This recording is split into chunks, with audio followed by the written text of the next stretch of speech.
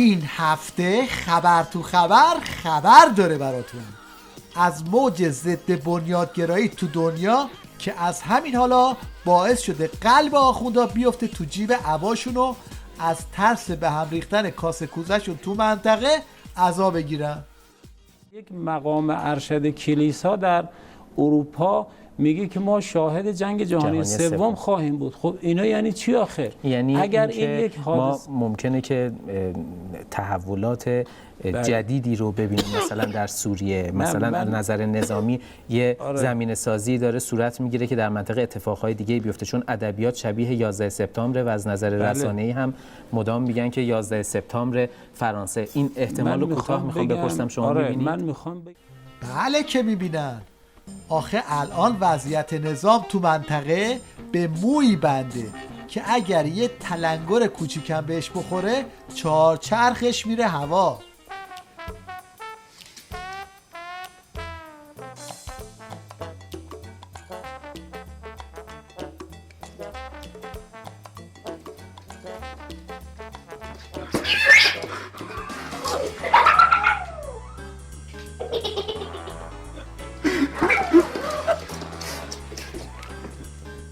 اما در ادامه برجام مصیبت بعدی برچیده شدن گام به گام سانتریفیوژ هاشونه که شیرفهم کردن بسیجی ها سر این داستان هم خودش مصیبت بزرگیه.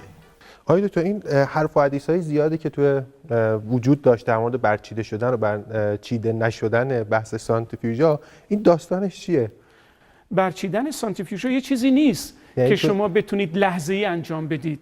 برچیدن 10,000 سانتریفیوژ بایستی به گونه‌ای بسیار با قول معروف حساسیت لازم این کار انجام بگیرید. تازه اگر ما دقت لازم بکنیم در برچیدنش یه چیزی بین 20 تا 30% از بین میره، تازه اگر دقت لازم بکنیم. از اونجایی که جمع کردن بساط هسته‌ای خیلی سیته و از اون اقدامات بسیجی سوزه، مجبورن این تیکه از جاده زهرخوری رو چراغ خاموش برن و خلاصه شطور دیدی ندیدی. توی فوردو هم جمع‌آوری سرعت گرفته بود آقای دکتر. تو فوردو حالا ما گفتیم فعلا یه مقدار آهسته تر برن جلو. بعد از اینکه بهتون تذکر دادن دیگه. نه خیر. نه، ما خودمون یه برنامه داریم. تذکر اصلا بهتون داده شده یا نه آقای دکتر؟ نه خیر. هیچ تذکری؟ نه، تذکراتی که می‌بینیم تو روزنامه است برای خودشونه. تذکر کسی به ما که ببینید تذکر به ما کی میتونه بده؟ تذکر مثلا باید از مجرای رسمیش بیاد، تو روزنامه که نمیتونن تذکر بدن. روزنامه چیه؟ مگه شمخال خالی دبیر شورای امنیت نظام نیست؟ مگه مجرای رسمی نیست؟ مگه اون تذکر نداده بود؟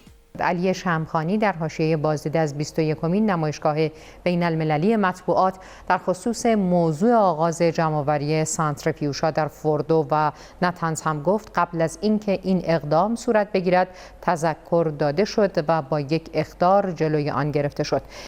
بله، ظاهراً خیلی زود معلوم شد که طرف سوتی داده بود و بعدم با یه اشاره اکبر کوسه حرفش رو پس گرفت و تذکرش رو تکذیب کرد.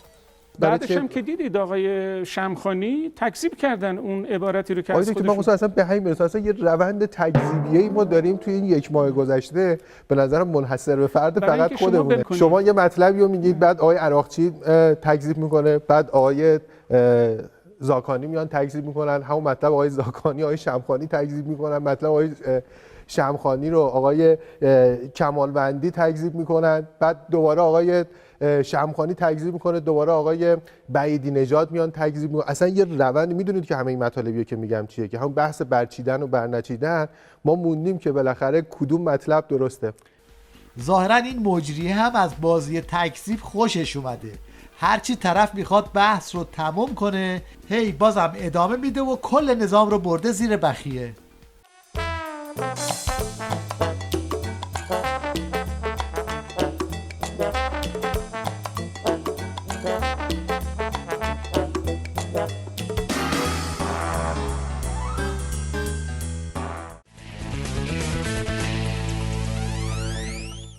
در یک سکانس جدید از جنگ و دعوای باندی، یه فینگیل بسیجی جبهه رفته مثل بزبز قندی پته ملیجک امامشون یعنی رفسنجانی رو اینجوری روی آب ریخت. ما یکی از مشکلاتمون هم از اول انقلاب تا همین الان این تیپ آدمایم. افرادی ضعیف النفس، همیشه طلبکار از همه، از لیبرالی ترین حرف ها تا حزب اللهی ترین حرف ها رو زدن برای اینکه حساب پسندازشون پر باشه از همه حرف های همه جناها. هر وقت لازم باشه از هر کدوم استفاده میکنن. نه سواد و توان کافی دارن، نه کارآمدی دارن تو کار و موضع خودشون در هر موضعی از مدیریت که هستن. اینا کاسبکارن، ضعیفن، مکتبی نیستن. اینها در بسیاری از نهادهای جمهوری اسلامی سالهاست که نشستند، تا آخرم هستند، به هیچ کس هم پاسخگو نیستند. احتمالاً یکی از این افراد ضعیف النفس این دکتره که وضعیت نظام تو این روزها رو اینطوری توصیف میکنه. ما الان دنبال رو غرب هستیم تماما. بله تماما، و ضایعات و فضولاتش هم سرازیر کرده. اونها رو هم متاسفانه وارد زندگیمون شده و فقط مثل عرب ها حرف میزنیم، خود بزرگبینی میکنیم. اینا ما کاری که داریم میکنیم شدیم کوزه‌گر در جام لطیف میسازیم، هی تحویل خارجی ها میدیم. خبرنگار میسازیم، تحویل BBC میدیم. بهترین پزشک میسازیم، تحویل بیمارستانای اونا میدیم که تازه اونجا باید بره آمپول بزنه. خلاصه این که هر کی که تو این سالیان فکر میکردن میتونن بهش تکیه کنن داره جا خالی میده.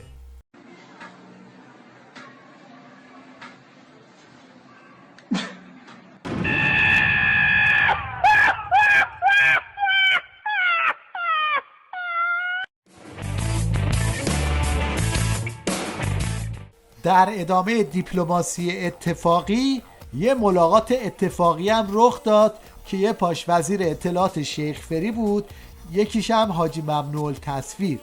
حالا ببینید که چطور با یک سطل ماست میخوان ماستمالیش کنن.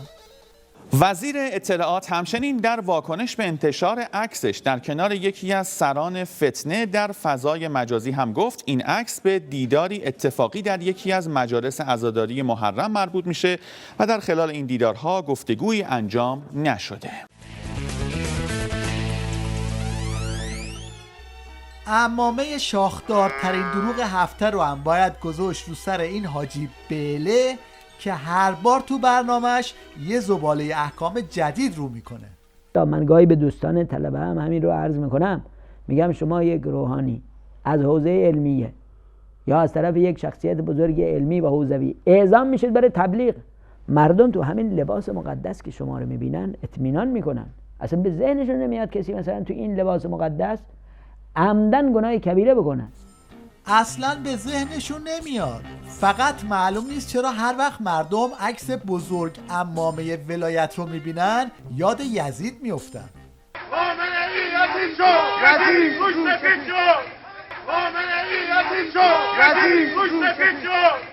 اینم آخر خلاقیت و ابتکار توی تیوی ریش با طراحی دکور به سبک اکسپربسیجیونیسم، یعنی یه چیزی اون ور مدرنیسم.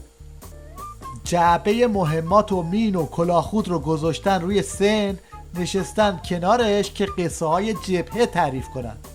دیگه خودتون نمره بدید که اینا مال کدوم قرن هستن. یادواره 130 شهید روحانی استان کرمان در مؤسسه امام خمینی قم برگزار شد. در این مراسم تعدادی از فرماندهان دوران دفاع مقدس به بیان خاطراتی از نقش رزمی تبلیغی روحانیون در 8 سال دفاع مقدس پرداختند. این حاجی شیکنبه هم خودش رو به عنوان لیدر تور بهشت و جهنم جا زده و پیشا پیش به همریشاش خبر میده که آخوند بازاریه تو جهنم. بهشت جای خوبیه رفقا، خواهرا، خلوته، کیف میکنه آدم، هیچ ترافیکی تو بهشت نیست. اما میگه تو جهنم کسی به اندازه کف پا جا پیدا بکنه خیلی خوبه براش. حالا که همه رو ریخته تو جهنم، دیگه درها رو دارن میبندن، این دیو شاخدار، دمدار، سمدار، وحشی درونی مهارمو گرفته، نمیذاره تکون بخورم. اگر میخواید بدونید که با چه شاخصی میشه میزان کسادی منبر این یارو رو اندازه گرفت، باید برید سراغ این حجت الاسلام ورشکسته.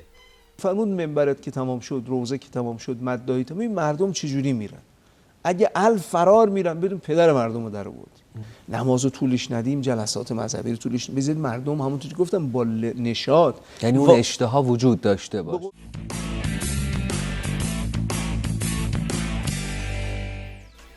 سوتیریش هر روز خفن‌تر از دیروز. تلاش ناموفق یه مجری تیویریش برای افه سواد و باز هم سوتی پارتی. همیشه میگن کار کردن سخته، اما به نظرم بعضی وقتا کار نکردن هم سخته، چه برای اونی که کار نداره، چه برای اونی که گرفتار کار شده و حالا به گفته آقای دکتر شاهرخی معتاد کاره.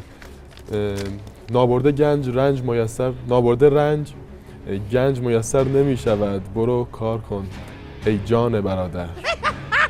من یادم رفت موزان گرفت جان برادر که کار کرد. تو این فسته باید شرکت کنی، فست ادبیات هم بدی.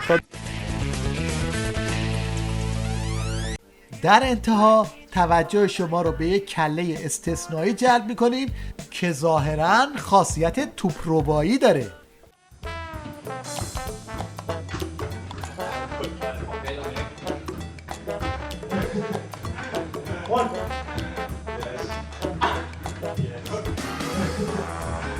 One.